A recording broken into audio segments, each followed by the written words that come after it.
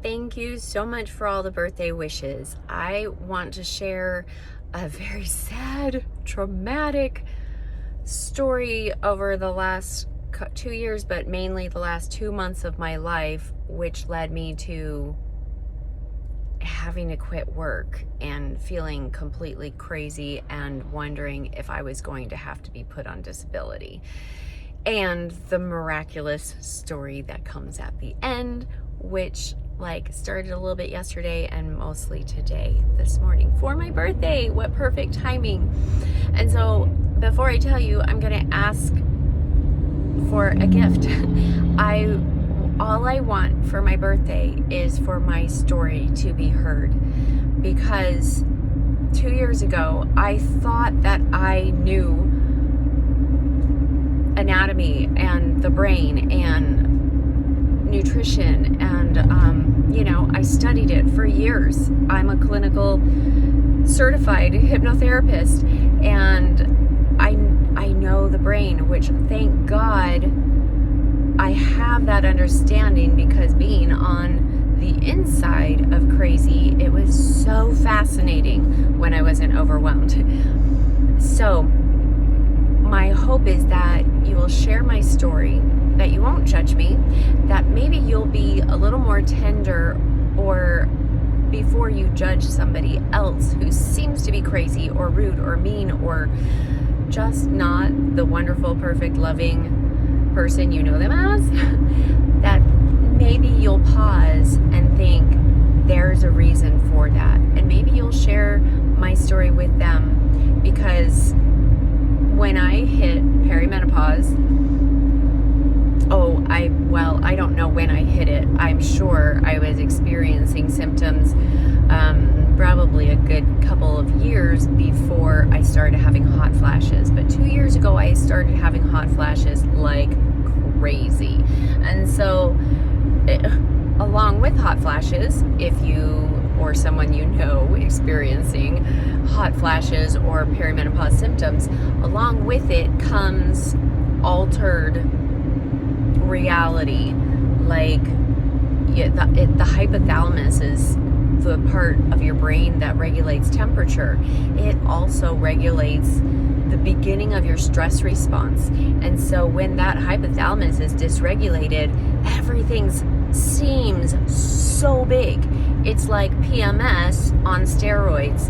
And I didn't know how to deal with it.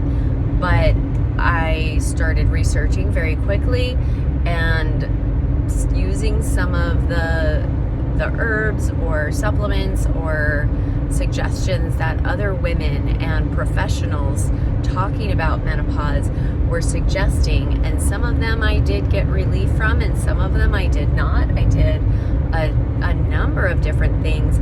And my girlfriend did a beautiful hypnotic training for women, and that it was so helpful.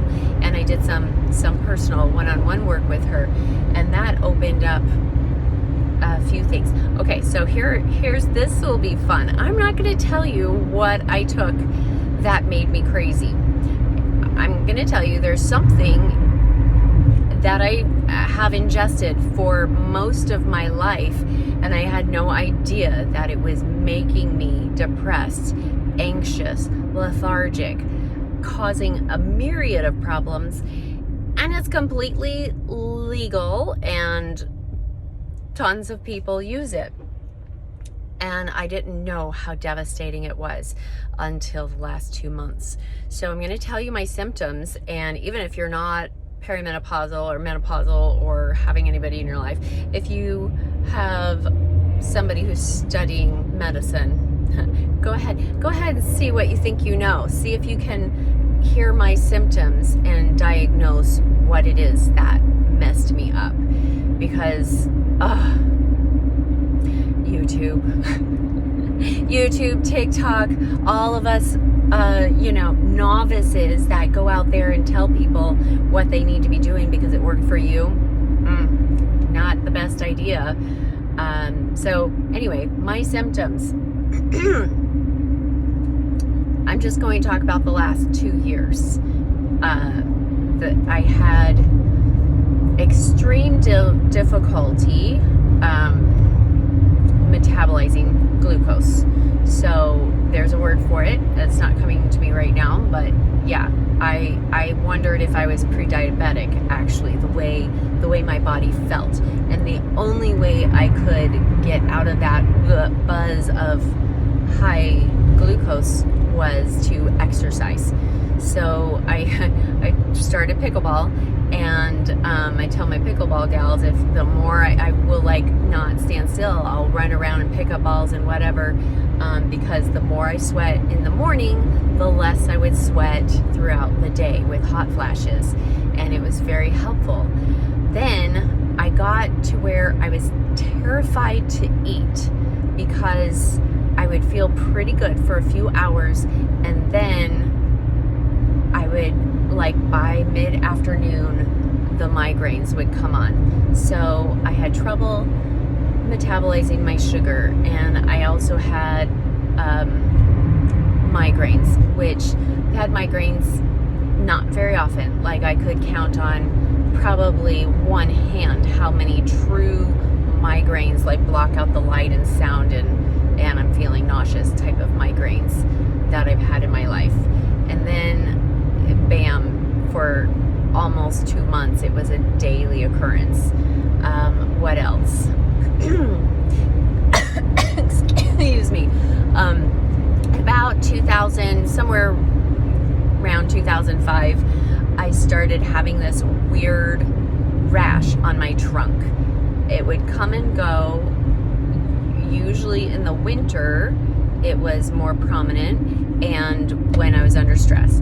Tried so many different things, testing if it was just stress or if it was a certain food I was eating, all kinds of things, and I never ever found the answer to that. It just disappeared. Okay, what are the other symptoms? Oh, okay, so specifically the last 2 months, I started having my right eye specifically, I would have completely clear sight, and then it would be gone.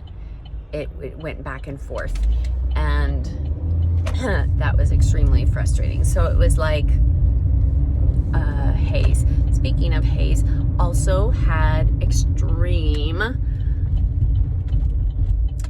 the brain fog. So brain fog, like almost all the time. Remembering simple words, pulling simple words from my brain was the most difficult thing, and it became comedic because, like, you know, things like brush. I would also forget where I put things. There are some things in my home that I still have not found. I brought home sweet potatoes. I had them on the counter next to the sink. My husband saw them. I still have no idea what I did with them. I am nervous that when they start stinking is when I'm gonna find them. I hope that I just threw them away. So lots of brain issues. If you were to look at early onset dementia, I had those symptoms. It progressively got worse, and forgive me if I start to cry because it's emotional. I've really worried about my mental health and the rest of my life, and how I would handle and react with my grandbaby, my children, kissing my career goodbye, because I felt like I had legit multiple personalities. In fact, earlier, within the last 2 years, about 6 months ago, the voices got louder so much that in questioning, asking things, especially in the hypnotic state, was my body was trying so hard to speak to me and help me. And so I just gave her a voice. And I'm Ruthie Renee, and so Ruthie became me, and I gave Renee the voice for my body. my body to speak through when I had my hypnotic conversations with myself. So yeah, go ahead and stop if you think that's too weird for you. That's fine. Besides the voices in my head, I started hearing things outside of my head. And so some signs of schizophrenia were coming in. I got to learn firsthand why people became agoraphobic, because I would start having panic attacks when I was in public. My body, in fact, started having panic attacks for no reason. Any little noise, like I'm watching some dogs, and they'll just do a little yip, like they heard something, and just a little yip, and my body will go in a hot flash. But that sadly has happened in public a couple of times. Later on I'll share the beautiful story of when I had a panic attack at church, and luckily someone a few rows behind me knew something wasn't right and sent his wife after her, and she did so perfectly what I needed, and I'll share that later. So okay, hard time digesting, that nervous stomach, what else? Heart palpitations. I had arrhythmia with each one of my children. When I was pregnant, I would get arrhythmia, and then it would calm down and settle out after the pregnancy. Numbness. I would have numbness in my limbs, my fingers, my toes, my feet. I would get tingles like neuropathy, and especially in my shoulders. I would get neuropathy issues, like it was like, just look up neuropathy. It's hard to explain. I'm not going to show you my tongue, but I could real deep groove down the middle of my tongue, and on the sides you can see where my teeth, I was clenching along the side of my tongue. That's a sign. My eyes, besides my eye losing vision and coming back and forth, I have some speckles in this eye and a little bit of fog. For those of you that may know somebody that studies iridology, there's a clue. And more that I can't think of right now. Okay, so I quit over a year ago. I stopped taking one-on-one clients. And then after working with my girlfriend, I felt really, really good and didn't have any hot flashes anymore. I even had a tiny cycle. I thought, oh, okay, maybe I'm building some estrogen, because all of my research showed that these are all perimenopause symptoms you're moving into menopause. And the frustrating thing, super frustrating thing, is that we don't have a lot of study. We don't have a lot of scientific studies for women moving through menopause. We just haven't had the funding and a whole lot of other stories that I hear. And one thing, I don't remember her name, Mary something, she wrote the Galveston Diet. She's in Texas, and is a really loud voice for perimenopause.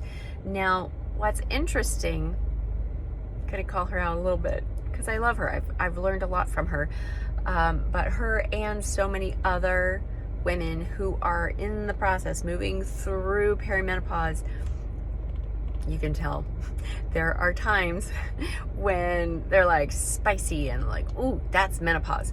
There are some really wonderful benefits of moving through this stage and not having the estrogen to buffer so many things. But what drives me mad, and maybe literally, is when you hear this is normal. This is a normal sign of you're moving through perimenopause. Here, take this. I know so many women that in their 40s to 60s that have never had to deal with extreme anxiety or depression, or maybe that was in the past, but they're doing well. They're doing well with their family, their career. And then all of a sudden, just like me, something changes. And it's all of a sudden so hard to deal with life. And then the more embarrassing moments you have, the more anxious you get about showing up in life. Like, I didn't want to talk to anybody because I didn't want to give bad advice. I didn't want to snap at anyone. I also didn't want to hurt anybody to hurt my feelings. It's wild. And I want to tell you, if you're going through some big things along with the change of life, it is not normal. It's not normal. It's normal to come in and out of health, wellness, and illness. Illness happens. That's true. But it isn't normal to stay in a state of illness.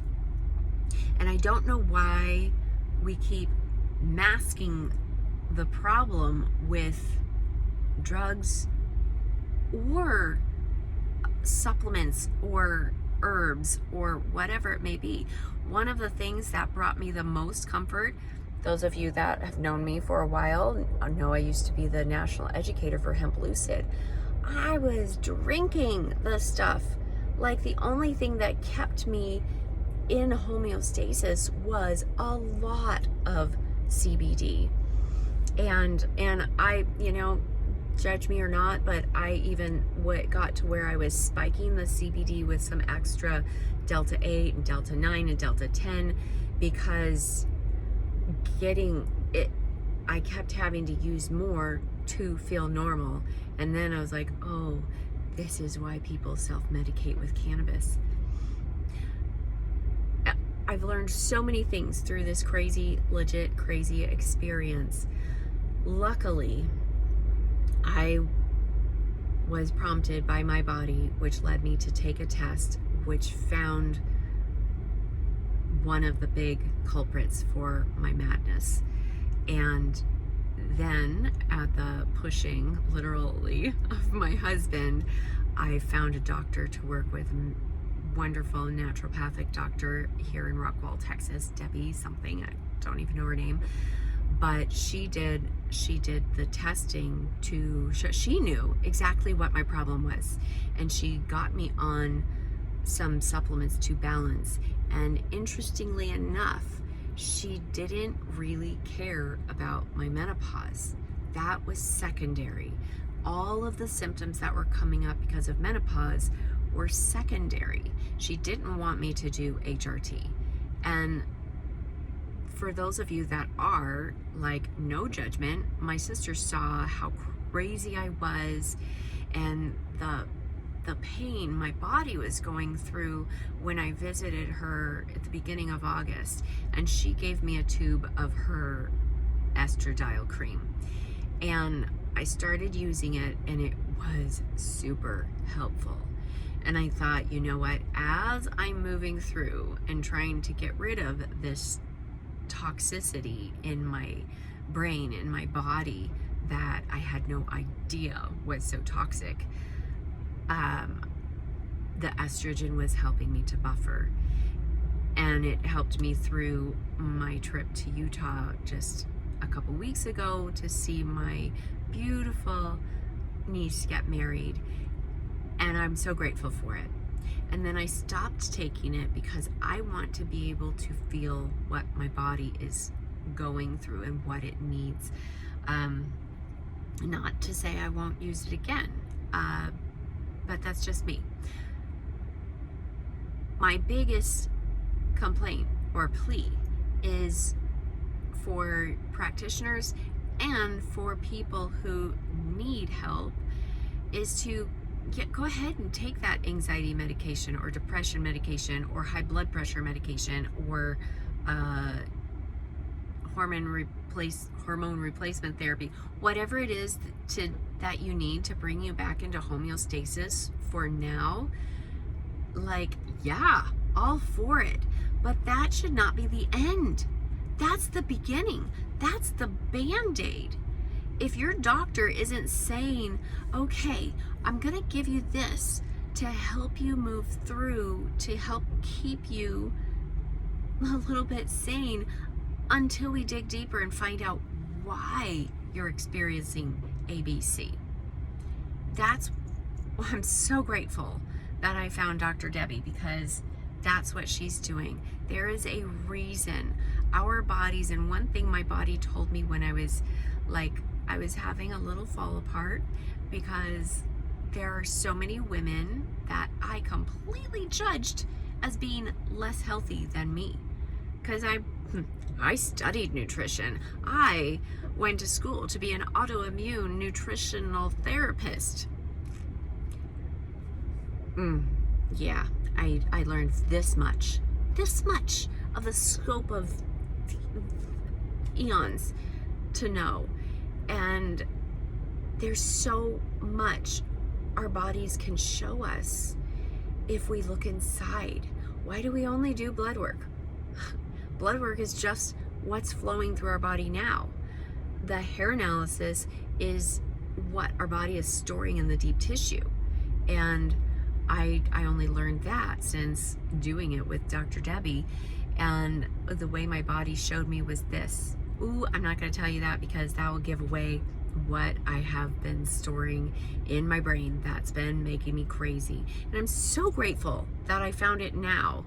I made some big mistakes listening to YouTube videos and Facebook group that made me feel safe enough to try something that was not safe for me. It could be wonderful for other people, but for me it was toxic, because I didn't know what the chemical makeup of my brain was already. And so I messed myself up severely.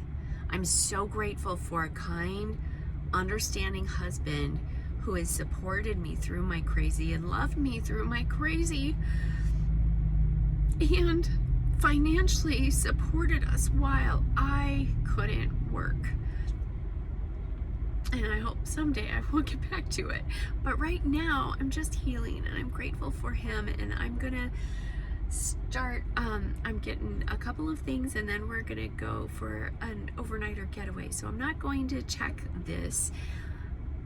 But if you're between 40 and 60, or if you're having perimenopause symptoms, if you've had your uterus removed or something that's pushed you into this state, or even if you're younger and you have a tremendous PMS experience, that's a sign you're gonna struggle with what I am now, perimenopause. And so maybe you want to get on top of it now and feel better so that you can breeze through it like so many people do. That is normal.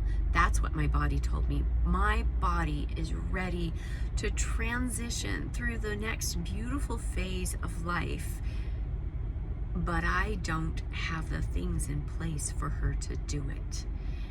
And that's not my body's fault. So many of us hate on our bodies when our bodies are just doing what they are programmed to do. But it's like, this is the way my brain showed me while I was meditating. If I'm trying to graduate from high school or college, and I have my thesis and it's done, I've done all the work, completed everything, I'm ready to graduate, and I have this final thesis, and it's a big part of my grade, so I have to turn it in, but the professor's not there. And then I go to the office, and there's nobody in the office, there's no secretary, there's nobody to take my work so that I can transition and graduate. That's where my body's at. My body is ready to transition, and I don't have the things in place for me to do it. And so that's why all of these things that estrogen has been buffering, I've had these problems all along, and I didn't know it because estrogen was buffering for me. I think that's why people have so many different symptoms in perimenopause, because we all have different pieces of illness within our bodies that we're not aware of until you take away that amazing buffer of estrogen, and then it's exposed and our bodies scream out for help in different ways. For some people it's frozen shoulder, can't sleep, lower libido, the list goes on and on. I don't understand why I haven't been able to find that. And I'm no doctor, but please, if you write in the comments, tell me where to go, who is talking about this. It just makes sense to me that if 10 women are having 10 very different symptoms, difficult symptoms moving through perimenopause, it would tell me that there are 10 different underlying causes for those symptoms. But the one thing they all have in common is that they've lost their estrogen production that has been buffering for all of these different issues. So my plea is to find a doctor, use somebody, or reach out to me. I'll give you Debbie's contact. She's amazing and so inexpensive for a naturopathic doctor. And one thing amazing is that she didn't push. She has all the different cool therapies, and you can see the list of all the things they do in their clinic, and she didn't push me on a single one. She said, these are the things that are going to help you, and she gave me the list, and I walked out the door. And then it's up to me to follow through and do the protocols.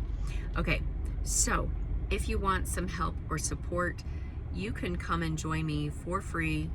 I'm not charging anything. I have a Facebook group called Menopaulistic Minds, maybe. I'll put a link in the comments, where there are just other women going through perimenopause, and we're sharing what has been helpful for us, and what hasn't. But mostly it's for the mind piece, because that's what I know.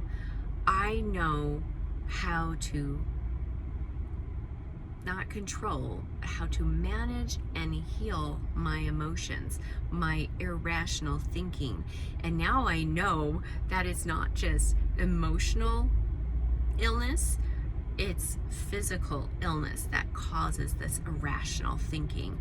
And it doesn't matter what's causing the irrational thinking. The model that I use, the steps that I've taken, they help to counteract and question your irrational thinking, so that you don't go embarrass yourself or hurt your loved ones. Man, I'm not gonna tell that story. I'll leave it with that. If you want more information, then you can come to my group and we'll talk about it. And I'll share Tuesday I'll share the culprit, but I'd love to see in the comments, what do you think it was? What did I take to poison my brain and make me so very crazy? Today, amazingly enough, I've been on the new updated protocol. I got my test results back Tuesday, and we tweaked just a couple of things, and I've been sick all week too. Yesterday I felt a little bit better until I went to the store, and then I felt terrible, and then I came home and I felt fine. And what I realized is I was experiencing PTSD. I was having anxiety. I couldn't handle the overstimulation of all the people, and I was afraid that my body was afraid I was gonna have a meltdown. And so I had a headache and got out of there, and then I was fine in the safety of my own home. That's nothing I need. Oh, this morning I woke up feeling great. That's the good news. That's the miracle. It's my 50th birthday. I've been on this planet for half a century, and I'm so grateful that I'm figuring this out, so that the next half century will be healthy and amazing. And I don't want women to suffer because we're just people roll their eyes and that's that crazy Renee, I laughed at my mother. I laughed at her all the time because she couldn't find words, and she flipped things around. And she was irrational a lot of the time. Now I know it wasn't her. It wasn't her. It was the toxicity in her mind. And I don't want us to treat our sisters like they're crazy when they're not. When it's just simple things that need to be healed and understood. So, thank you. If you're still listening to this, oh my gosh, thank you. And I hope that you know somebody that this can help, because we're not crazy. We are beautiful, amazing spirits in these beautiful avatars that we get to live in our whole lives. And they're alive. Our bodies are living with trillions of living organisms that we get to manage. Let's do it. Let's learn how to be healthier so that we can create a better world together. Love you guys.